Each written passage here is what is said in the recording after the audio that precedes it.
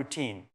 Learning English stopped feeling like a task and became part of my day, like brushing my teeth or eating breakfast. I realized that consistency doesn't mean doing a lot. It means doing anything regularly. You can learn for 10 minutes and still grow if you do it every day. That's the beauty of discipline. It multiplies results quietly.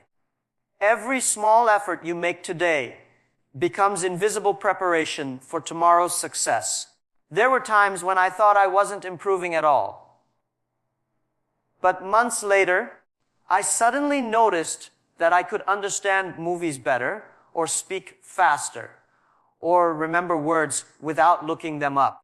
Consistency had been working silently in the background, shaping my skills when I wasn't even aware of it. There is a common mistake people make. They want quick results. They start strong, work hard for a few days, and when they don't see progress, they quit. I've learned that language learning doesn't reward speed, it rewards persistence. The progress is slow, but it never stops if you keep going. Just like drops of water can shape a rock, small daily efforts can shape your mind.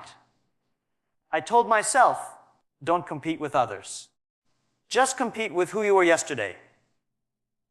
Every day that I stayed consistent, I won that competition. Consistency also builds confidence. Every time you keep a promise to yourself, you prove to your mind that you are reliable. When I forced myself to learn even when I didn't want to, I felt a small victory inside. Those victories built momentum. Momentum is powerful. It makes hard things easier. Once you build it, learning doesn't feel like effort anymore. It becomes natural. That's why I believe consistency is stronger than talent. Talent gives you speed, but consistency gives you direction. There were days when I spoke terrible English. I mispronounced words, forgot grammar, and felt embarrassed. But I still practiced. I didn't wait to feel confident before speaking. I spoke until confidence arrived. That is what consistency does. It doesn't ask for perfection, it builds it slowly. Even when I failed, I didn't stop. I told myself, it's okay to fail today. Just don't fail to show up tomorrow. Over time, that attitude changed everything. The most surprising thing about consistency is that it teaches patience. When you do something daily, you stop expecting instant success. You start enjoying the process instead of rushing to the result. I began to love my daily learning sessions. Sometimes I learned a new idiom, sometimes I repeated old lessons, but every day I felt connected to my goal. The progress became my reward. People around me started noticing the difference. They asked how I managed to keep learning without giving up. I told them I wasn't smarter than anyone. I was simply more stubborn. I learned that progress doesn't come from big leaps. It comes from small steps repeated endlessly. There is power in routine. It turns ordinary people into extraordinary learners. I also learned to forgive myself when I made mistakes, but never to excuse myself from showing up. Missing a day didn't mean failure, but giving up on consistency did. I realized that habits don't care about mood. Whether I felt happy or sad, busy or free, tired or energetic, my job was to show up.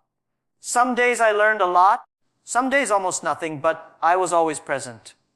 Over time, I stopped fearing slow progress because I understood that even slow progress is still progress. When you are consistent, every effort counts. Every word you read, every sentence you write, every conversation you attempt becomes a building block for your success. The most beautiful part is that you don't see it happening day by day, but one morning you wake up and realize you've become fluent in something that once felt impossible. When I was learning English, I made more mistakes than I can count. I mispronounced simple words, mixed up grammar rules, and forgot phrases right after learning them. Sometimes I tried to speak and ended up embarrassing myself in front of others. There were moments when I wanted to stop speaking altogether because I was afraid of sounding foolish. But over time, I realized something that changed everything for me. Mistakes were not my enemies. They were my best teachers. Every single time I made an error, I was one step closer to understanding. Every wrong word was a lesson disguised as failure. In the beginning, I used to take every mistake personally. I thought they showed how bad I was at learning, how far I still had to go. But the truth is, mistakes are proof that you are trying. They are the footprints of progress. If you never make mistakes, it means you're not challenging yourself enough. I started noticing that every successful learner I admired once spoke broken English too. They weren't born fluent. They became fluent through trial and error. That realization gave me strength. It taught me to stop hiding from my imperfections and start learning from them. There was a time when I joined an online group to practice English. During my first conversation, I froze. My mind went blank. My accent sounded strange, and I mixed up my tenses. People corrected me kindly, but I still felt embarrassed. That night, instead of quitting, I wrote down every mistake I made. I practiced those corrections until I could say them confidently. The next time I spoke, I made fewer mistakes, but still plenty. Again, I took notes, practiced, improved. This process repeated for months. Gradually, I noticed something beautiful. My mistakes started becoming smaller, and my confidence grew stronger. Mistakes have a secret quality. They make your learning real. Reading books and memorizing rules can give you knowledge, but making mistakes gives you experience. You can read about swimming for years, but until you jump into the water, you'll never know how to swim. Learning a language is the same. You can study grammar forever, but unless you use it, you won't grow. Every mistake I made while speaking was like taking a step deeper into the water. It was scary at first, but with time, it became natural. I also learned to laugh at myself. When I mispronounced a word or said something completely wrong, I stopped feeling ashamed. I laughed, corrected myself, and moved on. That small change in attitude made learning so much easier. When you are afraid of mistakes, you build walls around your mind. But when you accept them, those walls disappear, and your mind becomes free to grow. The less afraid I became, the faster I learned. Confidence didn't come from perfection, it came from acceptance. There were times I would record myself speaking just to hear my own mistakes. I hated it at first because it exposed every weakness in my pronunciation and tone. But the more I listened, the more I understood what needed fixing. I treated every recording like feedback from a teacher. Slowly, I began noticing improvements I hadn't seen before. My tongue moved more naturally, my sentences flowed better, and my voice sounded more confident. The same thing that once embarrassed me became my greatest tool for growth. Another thing I discovered was that mistakes are not permanent. A mistake you make today can become your strength tomorrow. Once, I used to mix up and constantly. It frustrated me to the point where I thought I would never fix it. But because I focused on that mistake so much, I became extra careful. Eventually, I stopped making that error altogether, and now it feels effortless. What was once my weakness turned into one of my most reliable skills. That's the power of learning from mistakes. They shape you, polish you, and turn you into someone more capable than before. I noticed that children learn faster than adults, not because they are smarter, but because they are not afraid of being wrong. They try, fail, laugh, and try again. Adults, on the other hand, fear judgment. That fear is what stops them from improving. The moment I let go of that fear, learning became joyful again. I didn't care if my accent wasn't perfect, or if I used the wrong tense. I cared only about expressing myself, and that freedom made all the difference. Sometimes people corrected me in ways that felt harsh, but even that helped me grow. I learned to listen without taking offense. Every correction was a gift, not an insult. I began to thank people for pointing out my mistakes instead of feeling hurt. Once I adopted this mindset, I realized that making mistakes in public is one of the fastest ways to learn. When you face embarrassment once, you rarely repeat that same error again. Over time, I built a relationship with my mistakes. I stopped running from them and started walking beside them. They became my companions on the journey, guiding me quietly. Every time I made one, I reminded myself that I was still moving forward. It didn't matter how many times I failed, as long as I didn't stop learning from each failure. When I started learning English, I thought fluency meant using big words and perfect grammar. I believed that if I could memorize thousands of words and sound smart, people would think I was good at English. But the more I studied, the more I realized that real communication isn't about showing how much you know. It's about making people understand what you mean. It's about connecting, not impressing. In the beginning, I focused too much on being correct, and that pressure made me hesitate every time I tried to speak.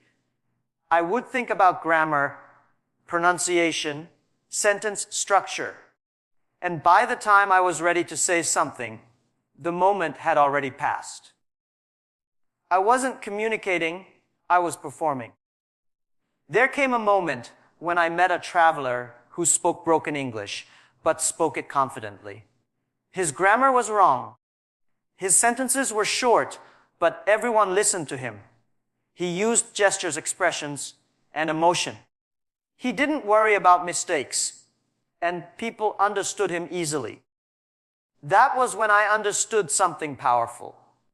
Communication isn't about words, it's about connection. You can speak with perfect grammar and still fail to connect, or you can speak simply and touch hearts. From that day on, I stopped chasing perfection and started focusing on clarity. I wanted people to feel what I was saying, not just hear the words. I began listening more than speaking. I paid attention to how people expressed ideas, how they used tone, pauses, and emotion. I noticed that good communicators don't always use complex language. They use human language. When they speak, their words have life. I started practicing that. I began to focus on expressing ideas, emotions, and stories instead of just forming sentences. I asked myself, what am I really trying to say? That question changed my entire way of learning.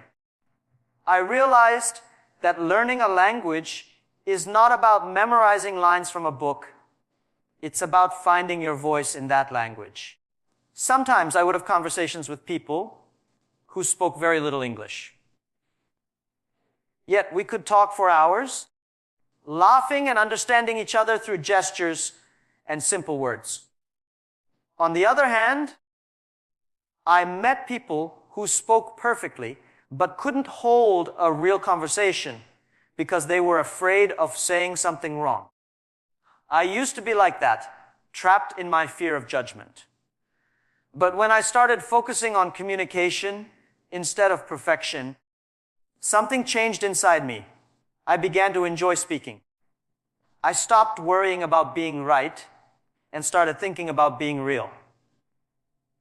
That small shift made my English come alive.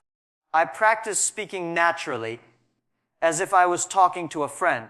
I stopped translating every sentence from my native language and started thinking directly in English. It felt uncomfortable at first, but slowly, my thoughts began to flow more freely. I realized that the goal of learning a language isn't to sound perfect.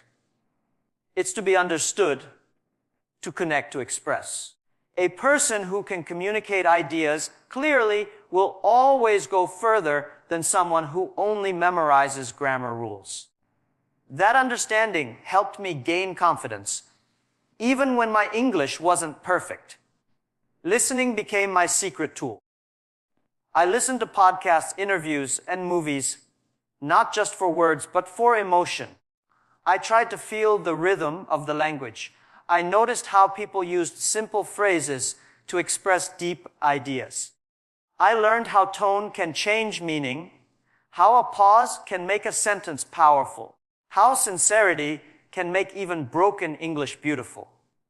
Communication is not built only by vocabulary, it's built by intention. If your intention is honest, your message will reach others, no matter how simple your words are. There were times when people didn't understand me, and I used to feel embarrassed. But then I started to look at it differently. Misunderstanding is also part of communication. When someone doesn't understand, you try another way. You use another word, another example, maybe even a gesture. Every time you do that, you're becoming a better communicator. Communication is not one direction. It's a dance between two people trying to understand each other. That mindset took away the fear and replaced it with creativity. Sometimes, while talking, I would use the wrong word, but the right emotion, and people still understood me. That taught me something I never forgot. People remember how you make them feel more than how perfectly you speak. I stopped focusing on being impressive and started focusing on being expressive. When I shared stories, I made sure they came from my experience, from my heart. When I listened, I paid attention not just to words, but to feelings. Gradually, English stopped being a subject I was learning and became a bridge I was building. One day, I found myself helping someone else practice English. They asked how I became confident. Even though my grammar wasn't perfect, I told them that confidence doesn't come from knowing every rule. It comes from knowing your purpose. If your purpose is to connect, you will always find a way to communicate. I also told them that speaking a language is not about proving intelligence. It's about creating understanding. If you speak with sincerity, people will listen, even if you make mistakes. Through all of this, I discovered that learning to communicate in English taught me how to communicate in life. I learned that words alone are never enough. It's the emotion behind them that matters. I learned that listening is as powerful as speaking. And I learned that true fluency doesn't come when you stop making mistakes. It comes when you stop fearing them and start